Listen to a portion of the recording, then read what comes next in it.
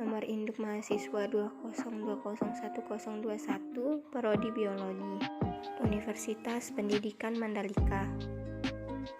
Kali ini saya akan membahas tentang cara kerja otot. Jadi, mengapa kita dapat bergerak?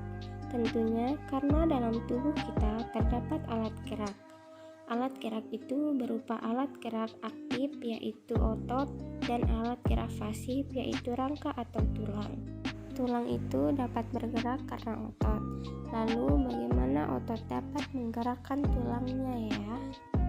Otot dapat menggerakkan tulang karena adanya kontraksi dan relaksasi pada otot. Apa itu kontraksi? Kontraksi itu merupakan keadaan otot yang menegang dan memendek sehingga dapat menggerakkan tulang atau rangka tubuh.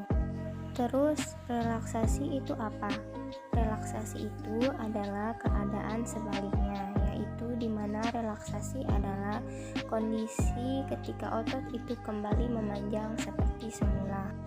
Jadi, kontraksi itu adalah memendek dan relaksasi itu adalah memanjang. Jadi, otot yang membuat rangka bergerak itu disebut dengan rangka otot. Dan unit fungsional dari otot rangka disebut dengan sarkomer. Jadi di dalam otot ada sarkomernya. Sarkomer itu tersusun atas aktin dan miosin. Apa itu aktin dan miosin? Aktin itu adalah protein pembentuk filamen yang halus. Aktin ini juga terdapat dua untai, yaitu di dalamnya ada protein troponin dan protein tropomiosin. Kalau miosin itu adalah protein pembentuk filamen tebal. Filamen tebal ini akan bertugas untuk menarik aktin ketika kontraksi otot terjadi. Jadi mereka bekerja sama supaya kita bisa bergerak. Miosin ini juga memiliki kepala miosin. Nah, selain aktin dan miosin, sarkomer juga memiliki daerah lainnya. Nah, kita lihat ya daerah lain dari sarkomer. Nah, ini adalah daerah lain dari sarkomer, di mana terdapat 4 daerah, yaitu yang pertama yaitu pita I. Ini adalah daerah pertama dari sarkomer. Kedua itu adalah pita A. Dan yang ketiga itu adalah zona H. Dan yang keempat itu adalah garis Z. Apa aja ya yang ada di 4 daerah ini? Nah, pada pita I hanya ada aktin, sementara itu pada pita A memiliki aktin dan miosin.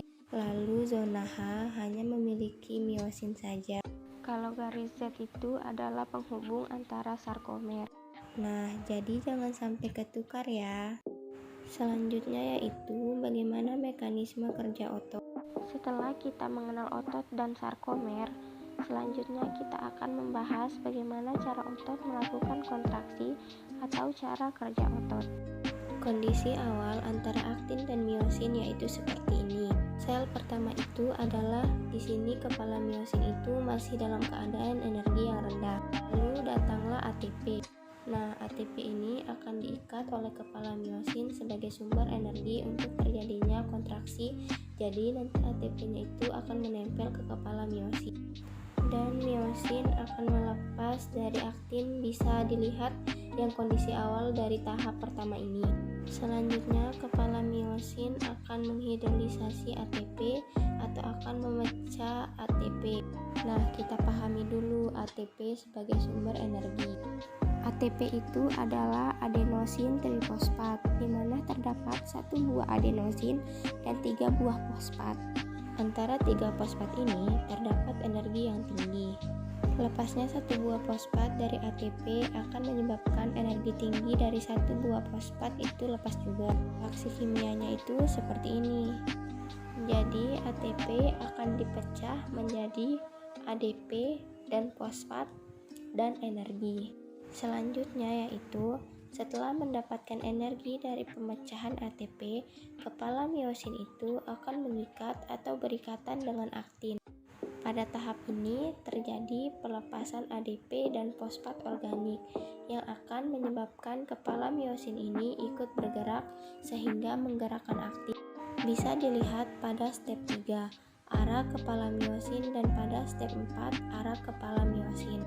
Karena aktin ini berkaitan dengan garis Z, aktin yang bergerak ke arah tengah ini sekaligus menarik dinding-dinding sarkomer agar satu sarkomer itu menjepit dan terjadilah kontraksi.